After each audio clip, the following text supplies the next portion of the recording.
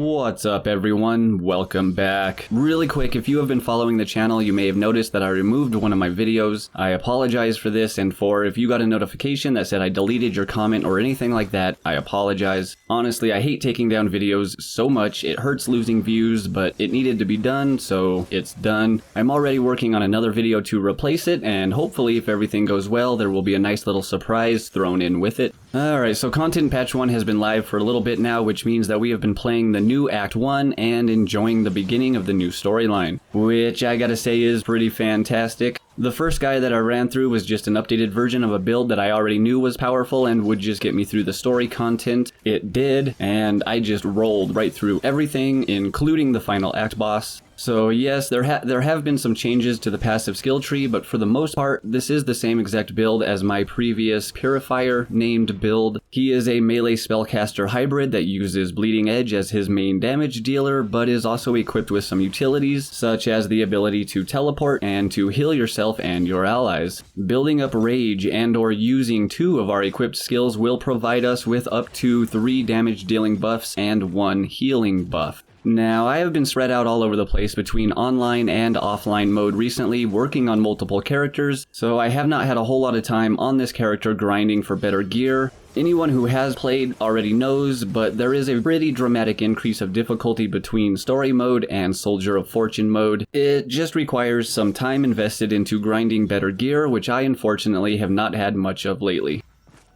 And that is the point that I am up to, grinding. So ignore most of this stuff, it's just whatever I've been able to get my hands on so far. Now, remember that you can now only apply 1 ailment at a time. So what I would be looking for is anything with flat damage to whatever ailment I was wanting to focus on. For example, if you were wanting to focus on applying stacks of weakness to your enemies, then you would want gear with sacred damage added to attacks. This character is built on all toughness, so anything with plus to toughness, plus to all resistances, plus to material resistances, increased maximum health, health regeneration. If you feel that you need it, you can look for life leech, increased attack speed. If you want more critical hits, then get more ferocity, plus to crit chance, plus to crit damage. Once you find yourself some 3-socketed weapons, if you're looking to do the most amount of damage, then always socket them with a gem that gives flat damage, such as ether damage added to attacks, sacred damage added to attacks, or shadow damage added to attacks. I did get lucky and find a couple of helpful items, but for the most part this is all just trash. Now that I have O'Malley's belt, however, it is time to hit those veteran dungeons and just invest some time into finding better gear. So like I said, this character is built on all toughness. We'll come take a look at the stats here. They are crap right now. Don't pay any attention to the average damage just yet. It will go up after our buffs are applied. We are using the Retaliator node again, so more resistances means a little bit more damage. Just need better gear. So back up here and we will take a look at the damage. Alright, so this build benefits from buffs given to us after using the skills Bulwark of Dawn and Winter's Grasp. We will also gain increased damage as our rage bar fills up. So as you can see, 4,759 damage when just standing here, but after using Bulwark of Dawn, Winter's Grasp, and filling our rage bar all the way up, we are now buffed up to 6,365 average damage. Moving on to the Gate of Fates, or the passive skill tree, starting in Sentinel and grabbing some melee weapon damage, attack damage and crit chance, even though this is not a crit build and it doesn't really matter, over to cooldown reduction for all skills, maximum health and health regeneration, into Praetorian for some all resistances and max health, attack damage, health regeneration, and Retaliator. The Retaliator node itself has been tweaked and no longer does as much damage as it did before, and reaching the maximum damage output from this node also now requires these 2 nodes next to it, so it comes out to being a 3-point investment that grants 1.25% damage per point of physical resistance. Down here, grabbing these 3 nodes for a total of 45% to all resistances, and then well down this way for critical hit damage, health globe generation, increased healing from health globes, and 40% to all resistances for you and your allies after picking up a health globe. Health globes seem to be the current healing option of choice, as life leech is being a little wonky at the moment. Okay, moving on to Soldier for some melee weapon damage and critical hit damage, some attack damage and more critical hit damage, And up into Warmonger for some melee weapon damage and attack damage. 1, 2, 3 more to attack damage. Maximum health and health regeneration. Increased damage for each enemy within melee range. This node also has 2 little nodes on the side to help buff its effects even more. Investing 3 points will grant you 5% increased damage per each enemy within a 6-meter radius.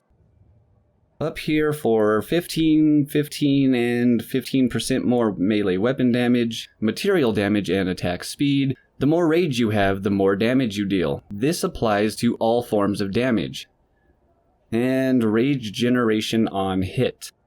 And that is where I ended up. However, when I started this build, I did not have these 4 nodes in here.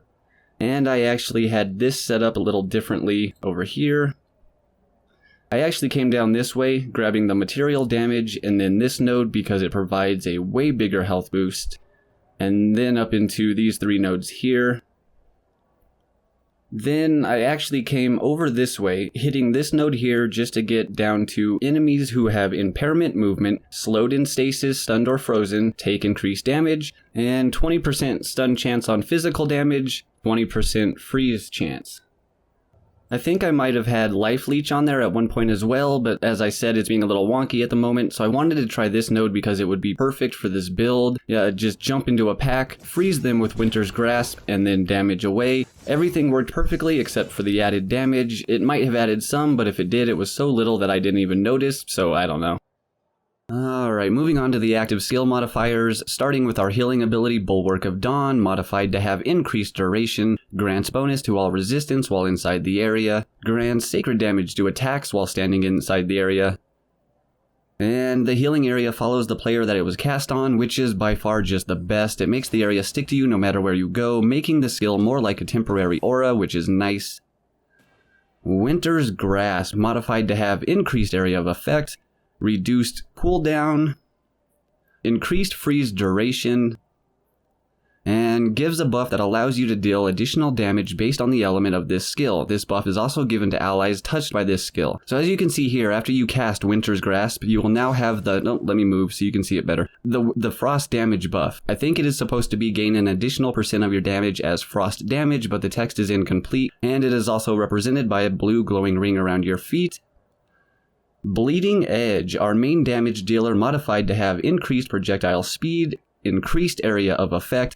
Damage dealt by this ability now gives Life Leech. This node is not needed, you can choose whatever you want really, and the axe keeps spinning for a short duration after being thrown at an increased cost and reduced damage. Wings of Ishmir. It does help to avoid things, but I primarily use it to generate rage and is modified to have greater rage generation. Stuns on impact, not really working. Converts base physical damage to sacred damage, increased chance of applying weakness, which would be fantastic if I dealt more sacred damage than physical, but I don't, so whatever. And increased damage.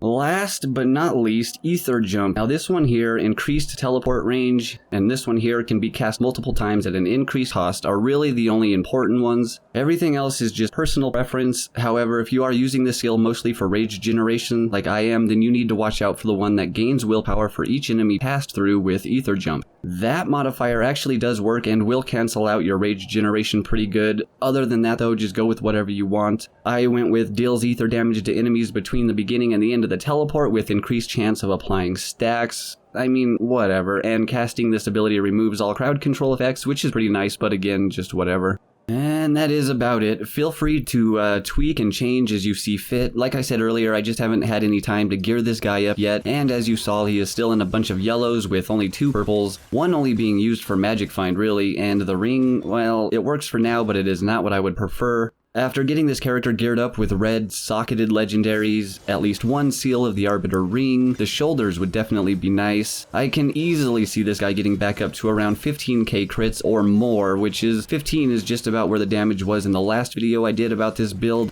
The rage generation on this build is not phenomenal, and that's why I consider Wings of Ishmir and even Ether Jump more of a rage generating skill than anything else, because I really need that rage. Bulwark of Dawn will also build a little rage up, and I am even running with 1 rage potion in case of emergency or to use right at the beginning of a map. However, if you end up trying this build and you find that you have enough damage but not enough rage generation, then you can always consider trying to swap out one of those damage dealing gems socketed in your weapons and replace it with a flawed copperstone, which will grant +2 rage generation on hit.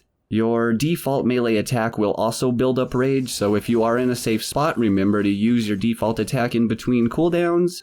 Alright everyone, take it easy, enjoy a little bit of gameplay as we start to take down the veteran dungeons, and stay tuned. I have been working on a toxic crit dual pistol build video for you all, and we'll try to get that released sometime this week. I doubt that I'm going to do a mage, at least until they truly do get some real love, mainly more ways to scale your elemental and spell damages, but I guess we will just have to wait and see what they have in store for us. I would imagine that they will have some more news about Content Patch 2 for us all pretty soon, so definitely stay tuned for that, and hopefully I will catch you all again next time.